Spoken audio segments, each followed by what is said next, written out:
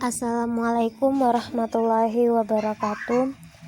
Perkenalkan, saya Ries Rahmadani, BP 1710211010, akan mempresentasikan hasil magang saya selama di Balai Penelitian Tanaman Buah Tropika Solo yang berjudul Teknik Sterilisasi Biji Salak Pondo secara in vitro. Sebelumnya, saya ucapkan terima kasih kepada Ibu Neti Herawati selaku dosen pembimbing magang saya. Baiklah, saya akan menjelaskan sedikit tentang gambaran tentang Balai Penelitian Tanaman Buah Tropika Solo. Balai Penelitian Tanaman Buah adalah satu-satunya institusi penelitian buah tropika pemerintah di bawah Departemen Pertanian, Badan Penelitian dan Pengembangan Pertanian, Pusat Penelitian dan Pengembangan Hortikultura, sehingga mandat kegiatan penelitiannya bersifat nasional. Berdasarkan Peraturan Menteri Pertanian Nomor 10/OT.140/3/2006, Balai Penelitian Tanaman Buah mengalami penataan organisasi dengan perubahan nomenklatur menjadi Balai Penelitian Tanaman Buah Tropika, dengan tupoksi melakukan kegiatan dalam berbagai bidang seperti pelaksanaan penelitian genetika, pemuliaan dan perbenihan tanaman buah tropika, penelitian eksplorasi, konservasi, karakterisasi, dan pemanfaatan plasma nutfah tanaman buah tropika. Pelaksanaan penelitian agronomi, morfologi, fisiologi, ekologi, entomologi, dan fitopatologi tanaman buah tropika. Pelaksanaan penelitian komponen teknologi, sistem dan usaha agribisnis tanaman buah tropika. Pemberian pelayanan teknik kegiatan penelitian tanaman buah tropika, penyiapan kerjasama informasi, dokumentasi, serta penyebarluasan dan pendayagunaan hasil penelitian tanaman buah. Balai Penelitian Tanaman Buah Tropika memiliki tugas untuk melaksanakan penelitian terhadap tanaman buah tropika seperti tanaman buah semangka, melon, naga, pisang, sao, alpukat, sirsa, durian, rambutan, dan tanaman buah tropika lainnya. Selanjutnya, tugas khusus. Latar belakang dari penelitian ini adalah Indonesia merupakan negara yang kaya akan keanekaragaman hayati, khususnya tumbuhan. Indonesia didukung dengan kondisi geografis yang mudah ditumbuhi oleh tanaman-tanaman karena Indonesia merupakan negara tropis. Salak merupakan salah satu tanaman yang memiliki prospek yang tinggi karena banyak diminati oleh masyarakat, baik diolah menjadi manisan atau asinan, serta dapat dikonsumsi langsung. Menurut Badan Pusat Statistik, tahun 2018 mengatakan bahwa produksi tanaman buah-buahan dan sayuran tahunan pada tahun 2018 mengalami kenaikan dibandingkan tahun 2017. Namun, masih terdapat beberapa komoditas buah mengalami penurunan, di antaranya adalah buah salak, yaitu sebesar 57.349 ton atau setara dengan 6,01%. Kendala yang dihadapi dalam pengembangan tanaman salak adalah sulitnya tanaman diperbanyak, baik dilakukan secara generatif, yang mana perbanyakan secara generatif dikhawatirkan adanya segregasi dan tanaman yang dihasilkan tidak sama dengan induknya. Keanekaragaman ini terjadi secara genetik yang menyebabkan karakter unggul induk tidak timbul pada keturunannya. Sedangkan perbanyakan secara vegetatif akan menghasilkan jumlah anakan yang sedikit, namun memiliki keuntungan, yaitu sifat unggul tanaman yang dihasilkan akan sama dengan induknya.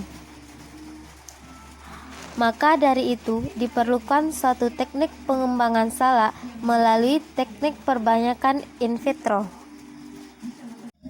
Kultur jaringan merupakan salah satu cara perbanyakan tanaman secara klonal untuk perbanyakan massal, anakan yang seragam, dan menghasilkan benih yang steril serta bebas dari hama dan penyakit tanaman. Keuntungan pengandaan dengan biji salak melalui kultur jaringan adalah untuk mendapatkan tunas yang selanjutnya akan dijadikan ekspan sebagai bahan perbanyakan secara in vitro. Perbanyakan melalui teknik kultur jaringan pada tanaman tidak terlepas dari masalah kontaminasi, yang mana kontaminasi ini dapat disebabkan oleh mikroba sehingga dapat menghilangkan hasil perbanyakan secara in vitro. Tujuan penelitian adalah untuk mendapatkan teknik sterilisasi terbaik pada biji salak pondo secara in vitro agar diperoleh tingkat kontaminasi yang rendah. Metodologi penelitian, waktu dan tempat. Penelitian ini dilaksanakan dari tanggal 2 Januari sampai 7 Februari 2020 di Laboratorium Kultur Jaringan Balai Penelitian Tanaman Buah Tropika yang berlokasi di Jalan Raya Solo, Aripan, Kilometer 8, Kecamatan 10 Koto, Singkarak, Kabupaten Solo, Sumatera Barat. Alat dan bahan.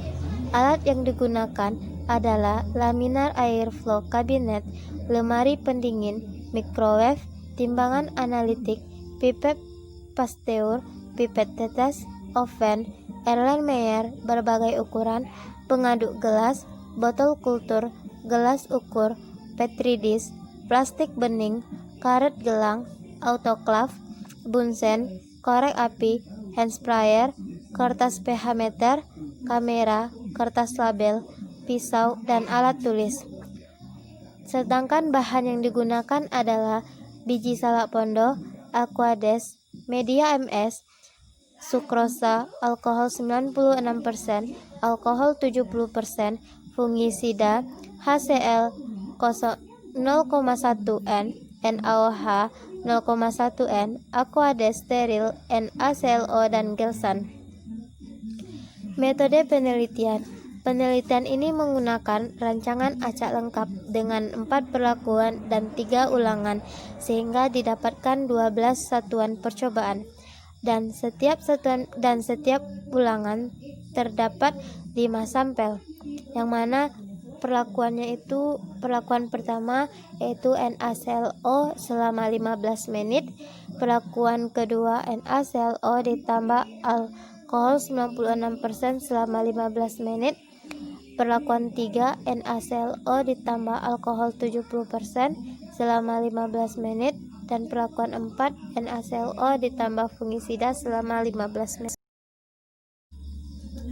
Cara kerja. Yang pertama itu persiapan dan sterilisasi alat.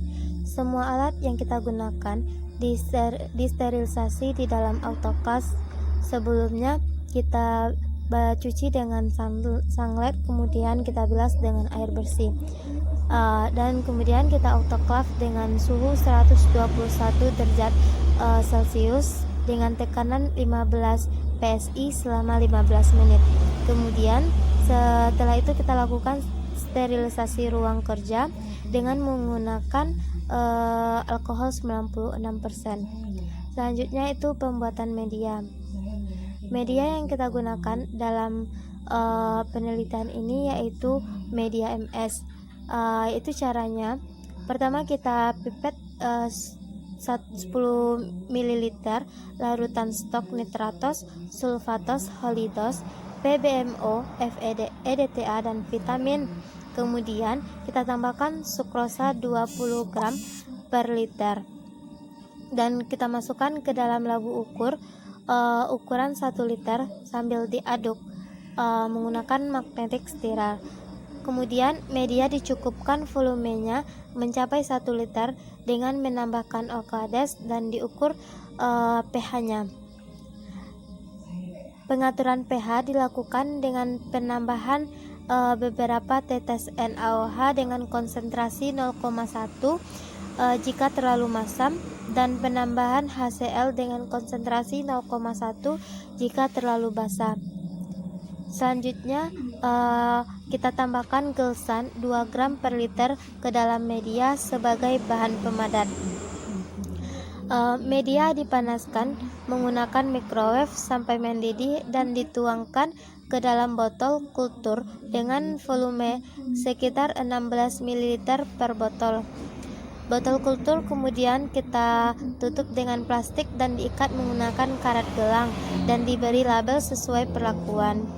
Kemudian media di autoclave dengan mempertahankan tekanan 15 psi pada suhu 121 derajat Celcius selama 15 menit.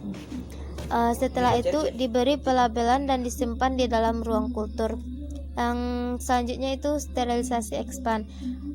Tahap sterilisasi biji salak yang pertama itu dilakukan perendaman menggunakan natrium hipoklorat atau NaClO selama 15 menit.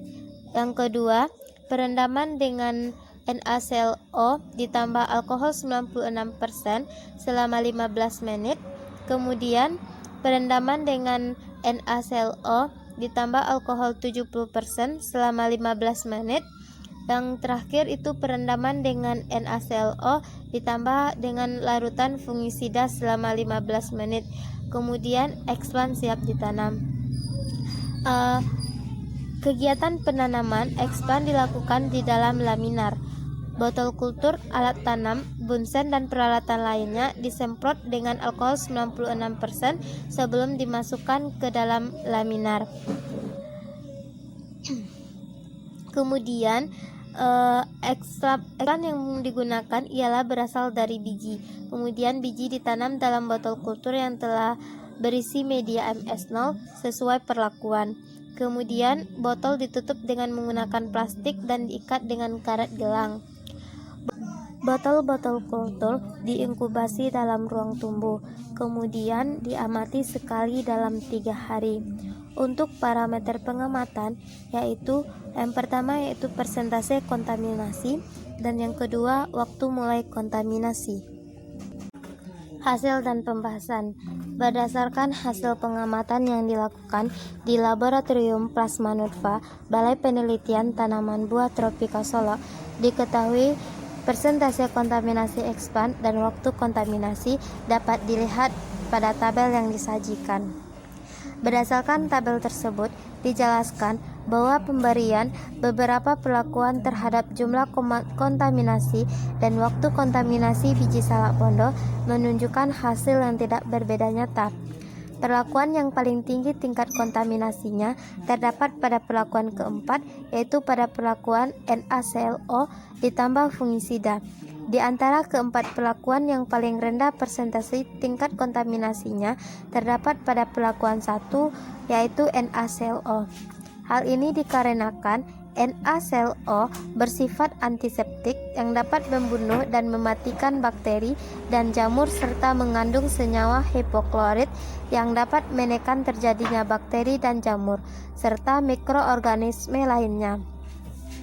Selain itu, jika disebabkan pada proses sterilisasi yang dilakukan cukup efektif untuk mengurangi kontaminasi. Penggunaan senyawa kimia baik clean dan alkohol 70% dapat mengurangi kontaminasi baik eksternal maupun internal yang disebabkan oleh jamur dan bakteri dengan waktu perendaman expand dalam senyawa kimia 15 menit dan dapat menurunkan tingkat kontaminasi. Semakin singkat waktu perendaman dengan NaClO akan menyebabkan expand rentan terhadap patogen. Namun apabila perendamannya semakin lama, maka akan menyebabkan perkembangan jaringan expand terhambat yang ditandai dengan adanya browning atau kecoklatan pada expand. Itu menurut Rismayanti 2010. Hasil pengamatan waktu kontaminasi menunjukkan bahwa waktu pertama kontaminasi muncul menunjukkan variasi waktu yang beragam. Perlakuan pertama menunjukkan waktu yang paling lama terjadinya kontaminasi, yaitu pada hari ke-19 HST, dan perlakuan yang paling cepat terkontaminasi adalah perlakuan 4, yaitu pada hari ke-8 HST.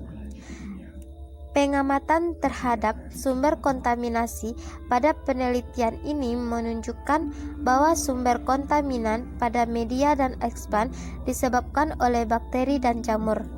Kontaminasi berasal dari bakteri yang tumbuh di dalam jaringan tanaman.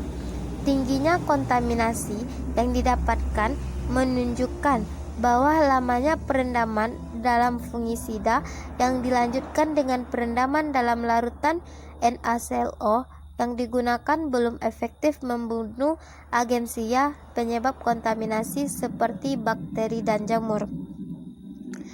Gejala yang disebabkan oleh jamur adalah tumbuhnya hifa-hifa jamur pada permukaan media maupun ekspan setelah inokulasi 4-10 HST.